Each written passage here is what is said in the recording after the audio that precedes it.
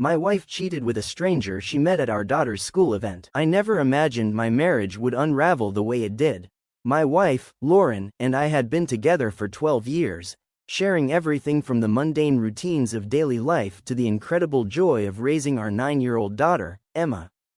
I believed we had a good marriage. Sure, it wasn't perfect, but whose is? We had weathered our share of storms and always seemed to come out stronger. Then came the school fundraiser. It was a cheerful event held at Emma's elementary school, complete with bake sales, games, and a silent auction. Lauren had volunteered to help organize it, which didn't surprise me. She had always been actively involved in the PTA. That day, she looked radiant, laughing and chatting with other parents as I watched her from across the room.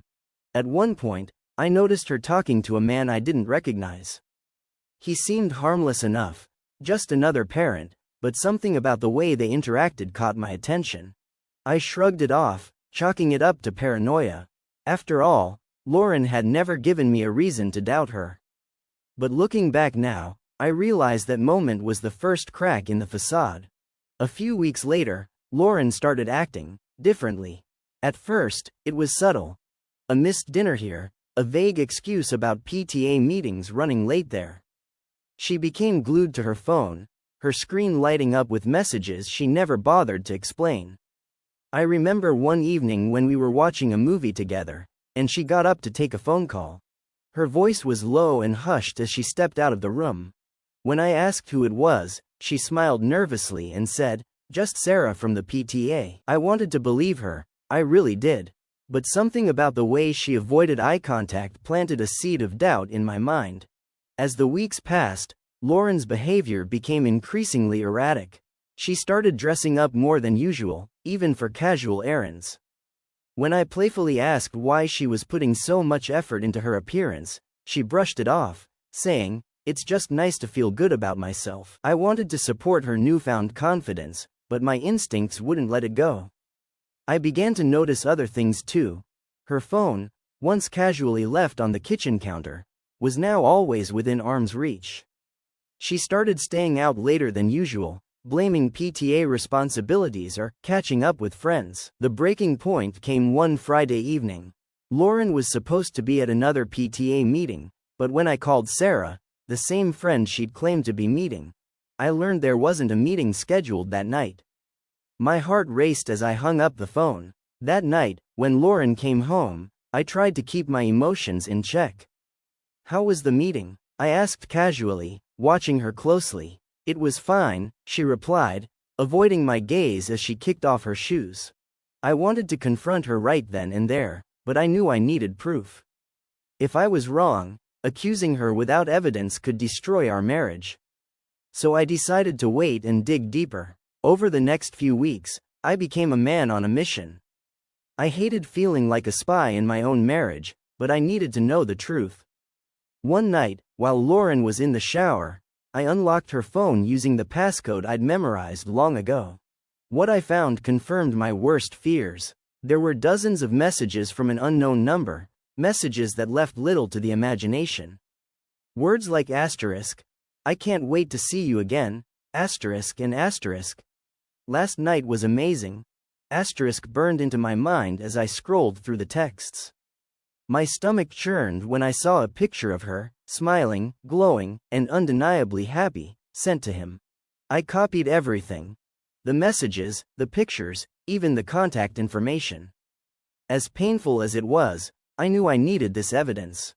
But that wasn't all. A few days later, I checked our shared credit card statement and noticed several charges I didn't recognize: dinners at upscale restaurants, hotel bookings, and even a spa day. All things she hadn't mentioned to me. I couldn't believe it. Lauren had been using our joint finances to fund her affair. One evening, after Emma was tucked into bed, I sat Lauren down at the kitchen table.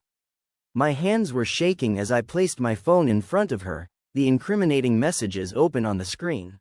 "What is this?" I asked, my voice trembling with a mix of anger and heartbreak. Her face went pale as she stared at the evidence. For a moment, she looked like a deer caught in headlights. Then, she tried to deny it. "It's not what it looks like," she stammered. "He's just a friend." Those messages were taken out of context. Out of context? I shot back, my voice rising. Are you seriously going to sit here and lie to my face?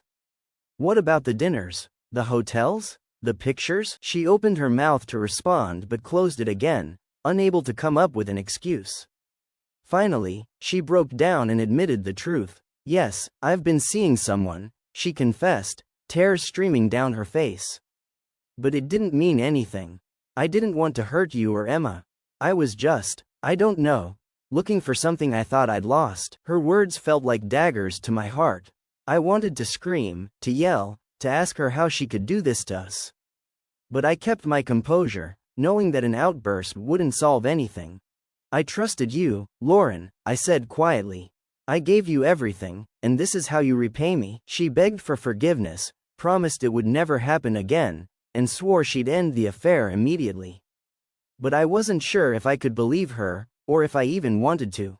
The next few days were a blur of emotions. I barely spoke to Lauren, and when we did, it was only about practical matters like Emma's school schedule and what to do about the house. It was clear that the emotional connection between us had been shattered. Every time I looked at her, I saw the betrayal, and no amount of apologies could erase what she had done. Lauren tried to convince me that she loved me, that she was sorry, and that she wanted to fix things. But the damage felt irreparable. I wasn't sure what I wanted anymore, or even if I could find it in myself to forgive her. One night, after putting Emma to bed, I couldn't hold it in anymore. I stood up and walked out into the living room, feeling the weight of every step as I faced Lauren. You need to tell your family, I said flatly, watching her face fall.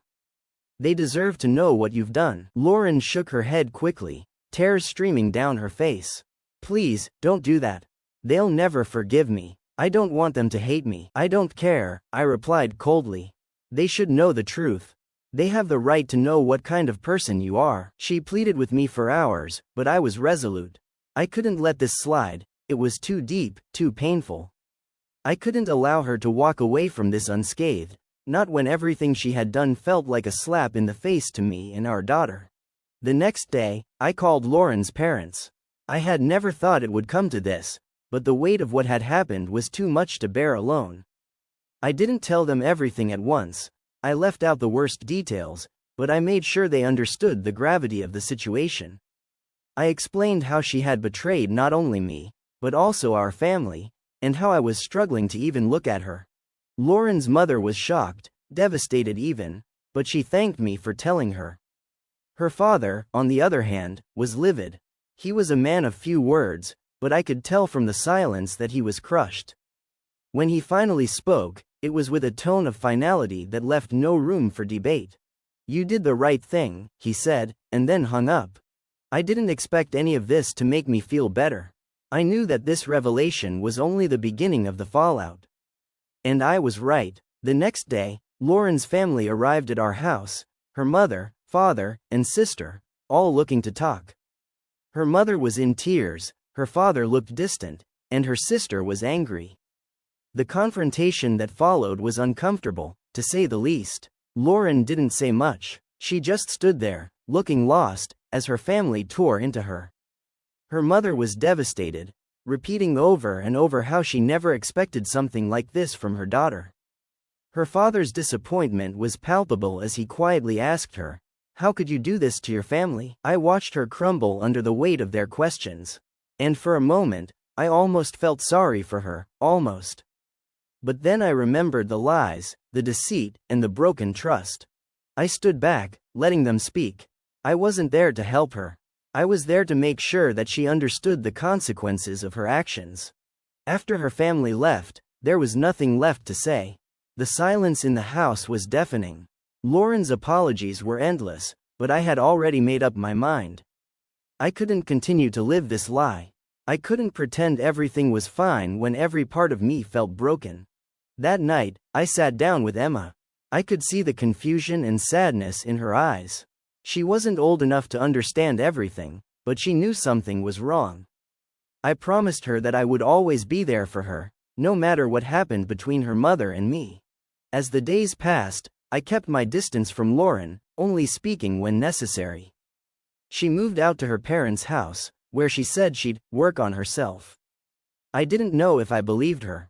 Part of me wanted to believe that she would change, that she would somehow redeem herself. But a larger part of me knew that our marriage had been irreparably damaged.